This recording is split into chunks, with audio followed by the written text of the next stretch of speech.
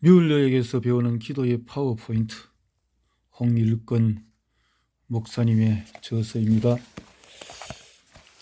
43번. 왜 나의 길에는 막힘이 있죠?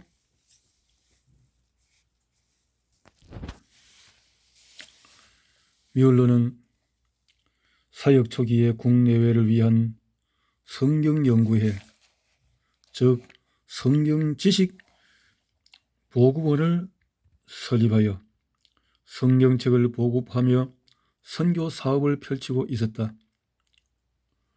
주간학교, 주일학교, 성인학교 등 외에도 대학생들과 선교사들, 복음을 알지 못하는 영혼들을 위하여 쪽복음을 만들어 대량으로 확산시키도록 노력하였다.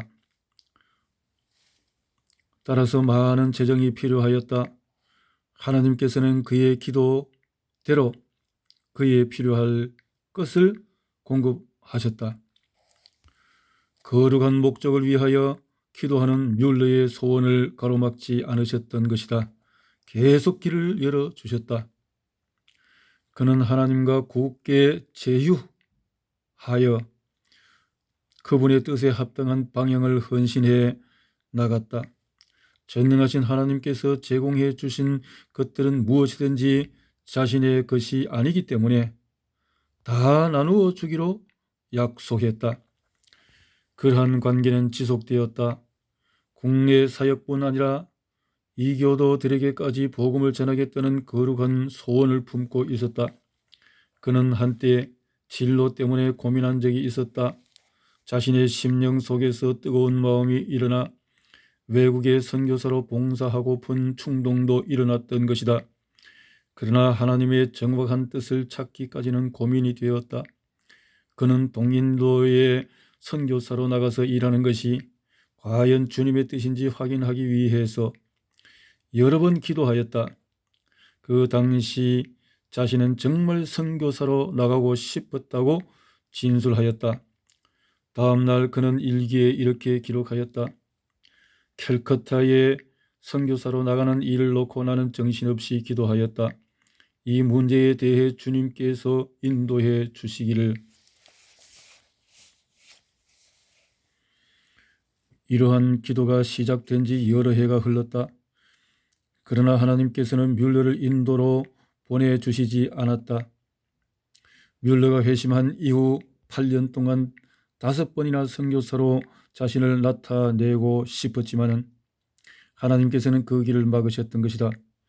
42년의 세월이 흐른 뒤에 과거를 추억하며 그는 이렇게 얘기하였다.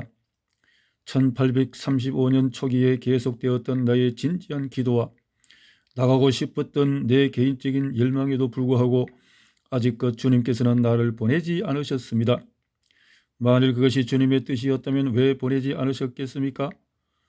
그는 그곳에 선교사로 가지 않음으로 인해 훨씬 더 많은 선교 사역과 기도를 통하여 일들을 하였다고 고백하였다.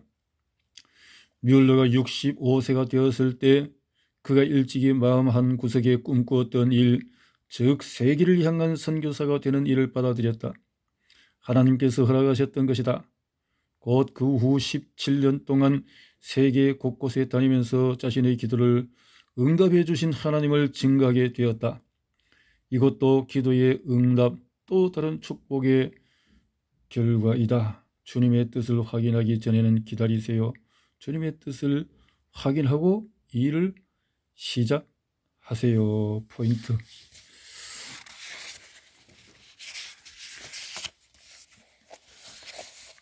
하나님의 뜻을 분별하라. 만일 그리스도인들이 하나님의 뜻을 먼저 생각하고 먼저 추구한다면 삶이 한층 더 빛날 것이다. 그러나 많은 사람들은 자신의 사사로운 욕구에 사로잡히고 만다. 하나님의 뜻에 대한 중요성은 알면서도 실질적으로 하나님의 뜻을 확인하는 일이나 그 뜻을 위하여 생각을 사로잡고 순종의 길로 발을 내딛는 일에는 등한히 하는 경향이 있다. 하나님의 뜻은 뒷전으로 밀리고 만다.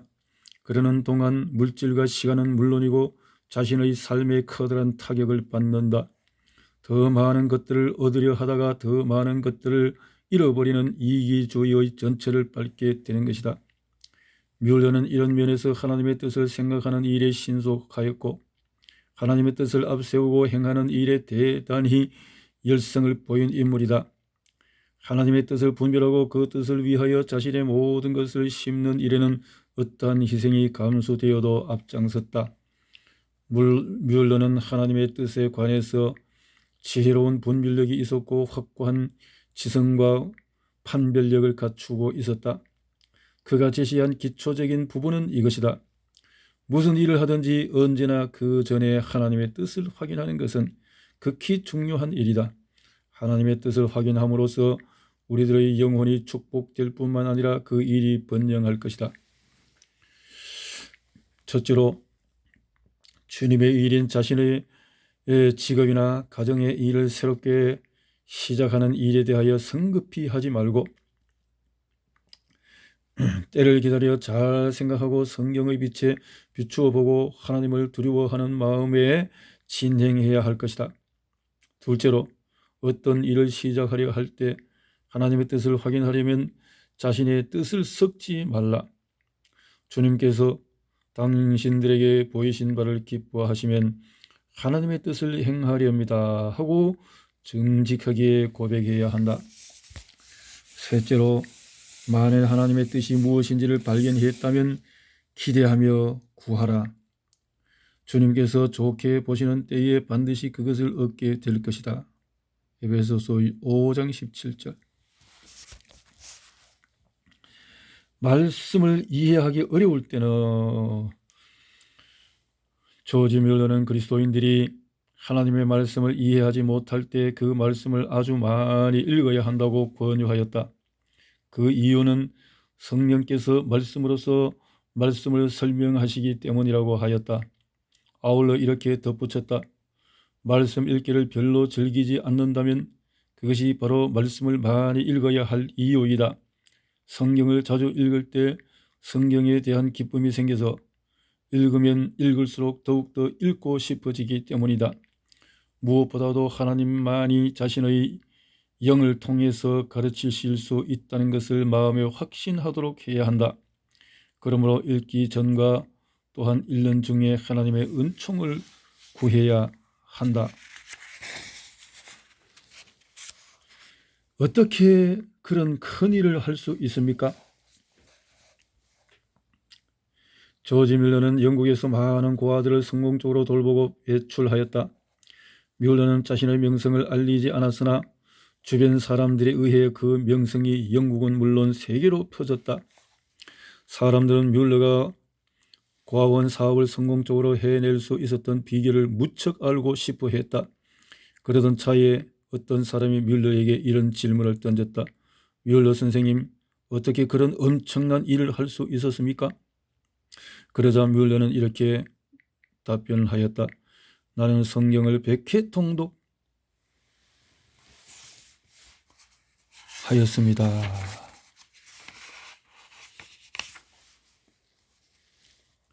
그러나 한 번도 실증을 낸 적이 없습니다. 읽을 때마다 새로웠고 읽을 때마다 힘을 얻고 희망을 얻었지요. 이것은 나의 54년간의 경험으로 말하는 것입니다. 나는 예수님을 믿고 처음 3년간은 성경을 읽지 못했습니다.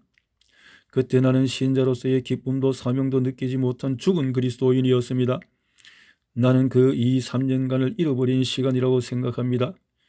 영적 생활의 활력은 날마다 성경을 읽느냐 읽지 않느냐 하는 문제와 정비례합니다. 성경 읽기를 일과로 할 수 있다면 그 이상의 문제는 없을 것입니다. 뮬러가 성경을 통독한 방법은 그냥 읽고 내려가는 정도가 아니라 깊은 묵상이었다. 뮬러는 고아원 사역 후 인생의 황혼기에도 무릎을 꿇고 성경을 읽는 일에 힘썼다. 그가 얼마나 말씀을 사모하고 성경을 사랑했는지를 짐작할 수 있다. 어디서 행복을 느끼십니까? 뮬러가 회심하지 아니하였을 때 인간적인 시각으로 보면 무척 자유스러웠고 많은 시간이 주어졌다. 또 많은 친구, 많은 오락들이 뮬러를 끌고 있었다. 그렇게 넉넉지 않았지만 아버지의 돈도 마음대로 써보고 싶었다. 돈을 훔쳐보기도 했다. 밤을 지새며 카드놀이도 해보았다. 술도 마셨다. 세상 청년들의 시각에서 뮬러처럼 마음대로 살아보고 싶다고 부러워했는지도 모른다.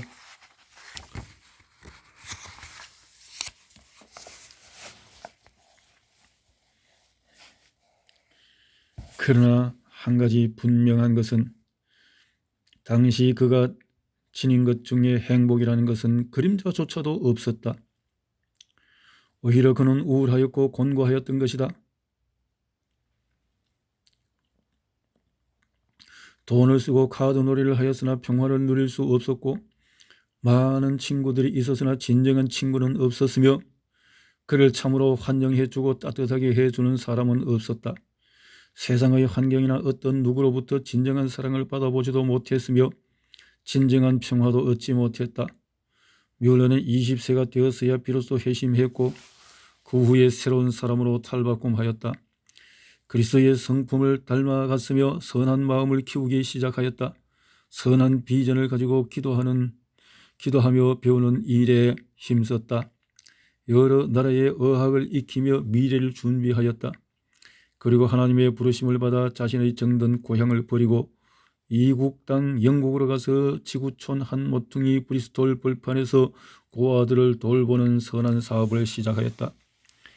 당시 상황이란 오늘날과 비교할 수 없을 정도로 열악한 환경이었다. 흰 쌀밥을 마음대로 먹을 수 있는 풍부한 시대가 아니었다.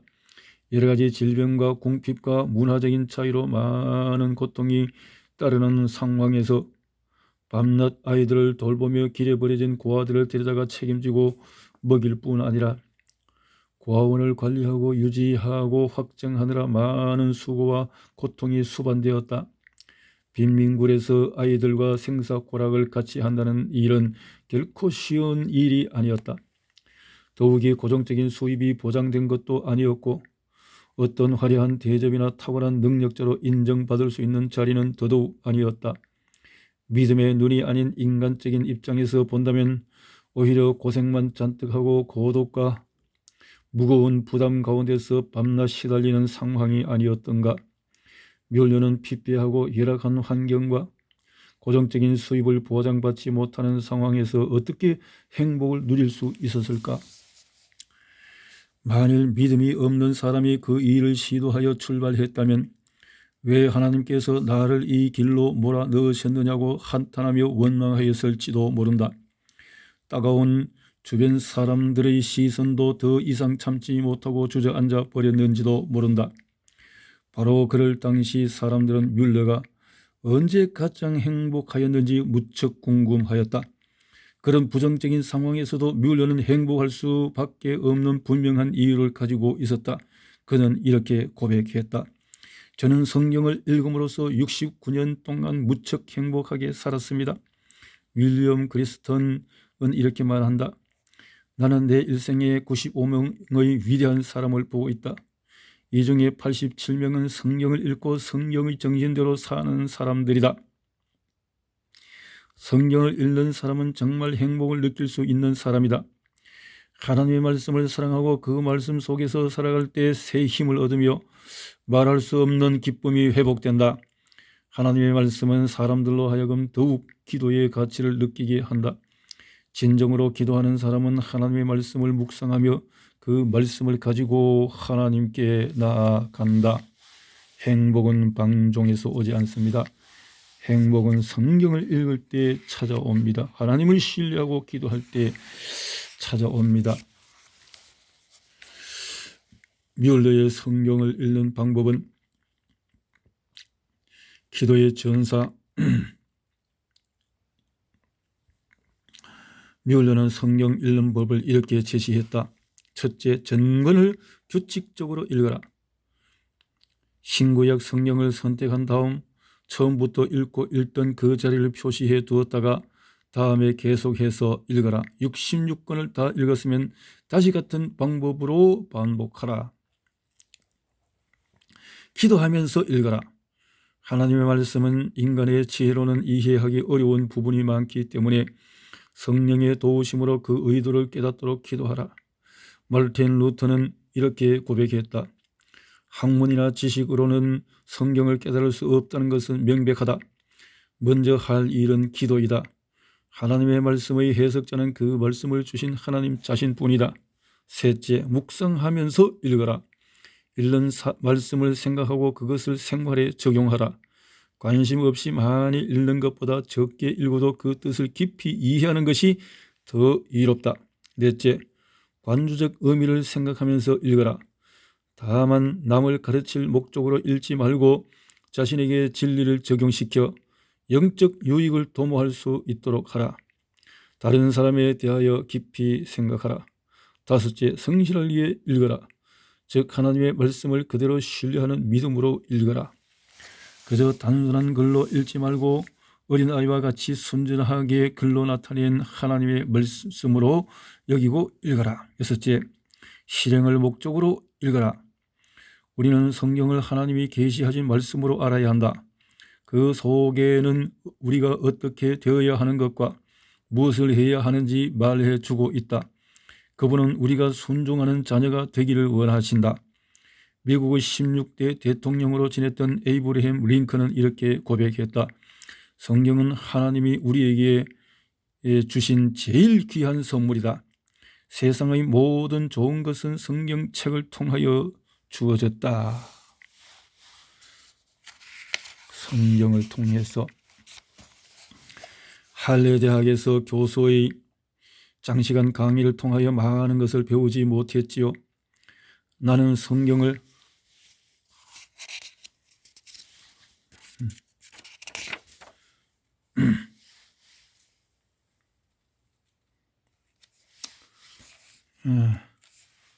말씀 앞에 무릎을 꿇어보라. 조지 뮬러는 교회 생활에 대한 한 기록에서 대학에서보다 훨씬 더 많은 것들을 배울 수 있었던 비결을 진솔하게 고백한 적이 있었는데 이렇게 고백했습니다.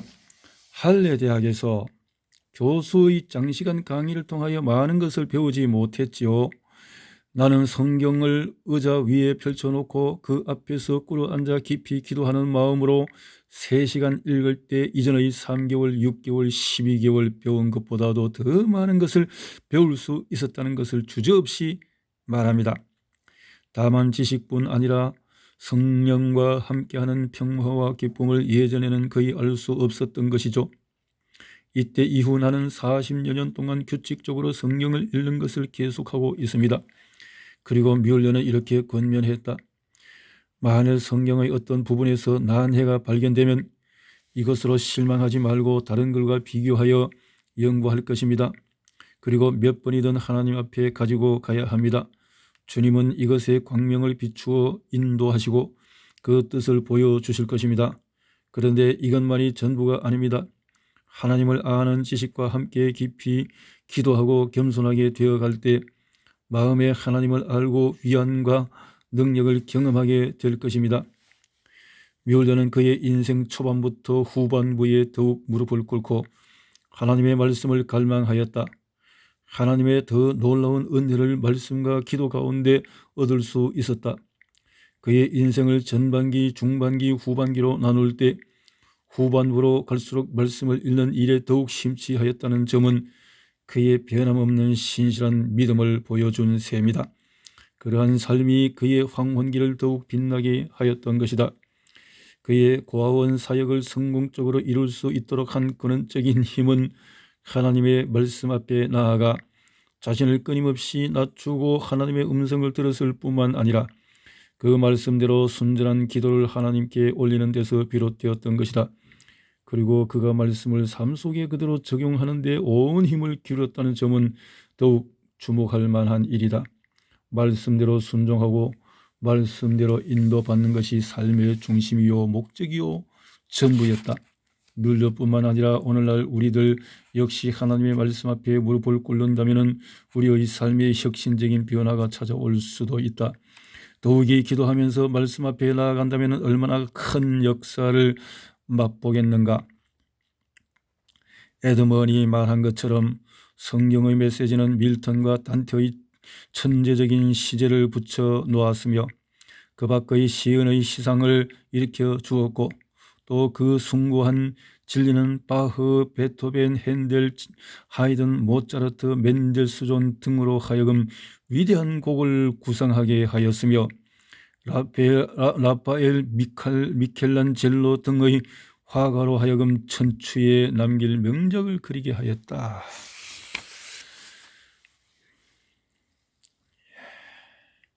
기도의 파워포인트 6장까지 마무리했습니다.